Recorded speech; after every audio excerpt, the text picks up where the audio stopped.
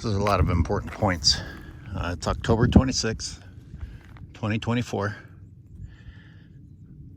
This is Pinole, California. This is public land. This is open space. There's a public walking path on the other side. And what you see here is a lot of different invasive fire fuel, annual fire fuel.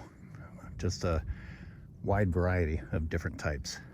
Now, I started waking up and filming this area in 2017, but I'll say that I, with focus, started documenting it for about 6 years now. And this hasn't improved at all. I'm gonna wait for that plane to go by. I'll go ahead and identify some of these invasives in a second, but first I want to draw your attention to the only things that are green on the horizon. If it's down low, it's coyote brush, and the tall ones are native oak trees. Both of those are native, perennial, drought resistant, and yet that's what the goats are going to come and damage, and in many cases flat out destroy. Like if it's down on this level, it's very likely to be completely destroyed by the goats. And yet you hear marketing now trying to say that coyote brush is a problem. Look at this hillside. You should be praying for more coyote brush. In fact, it should be covered in poppies and lupin and coyote brush. But the goats make sure that that never, ever, ever happens. Instead, every single year you have more and more and more of this invasive annual fire fuel. And the most intelligent species on the planet just can't be bothered to use their eyes and think, wait a minute, this is not getting better. All right, let's take a quick look at some of the wonderful European plants that we have here, creating a fire threat every year. Combined with PG&E, you're guaranteed to have a wildfire. Let's see, so this is yellow star thistle, very gnarly. Particularly interesting about yellow star thistle, and I'll show you in just a second, is that it is also green and lively right now.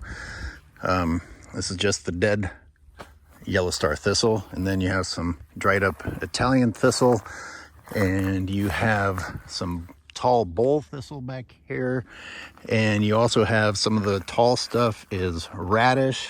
I already said slender oats. We'll see some ripgut brome. You'll see some wall barley up in here. Various European grasses. This is mostly Italian thistle right through here. It's just hellish. I mean, this is ow. This is what wildlife have to deal with, and even in this horrible state, we call it habitat. We have the nerve to call this bullcrap that's not even supposed to be on this continent, much less something that our native wildlife have to deal with locally. And what do? Well, as the wildlife are battling against the odds to survive in this garbage, then we bring through about 500 to 600 goats and drive them out of the pathetic space that they even have to work with in the first place. And every year the problem gets worse. Guys, if there's progress, how could I possibly be filming this right now? I personally, with direct focus, have been documenting this area and at least 10 other ones for 6 years. In every single one of them, the problem gets worse. The invasive plants, the number of species increases, the density of the invasives increases, and the number of natives decreases. And the natives decreasing is a big problem for multiple reasons. That's bad for the wildlife. It's bad for the pollinators. They also tend to be fire resistant because they're from California. They had to learn how to survive in California. They're drought resistant. And what do? We replace them with problem plants.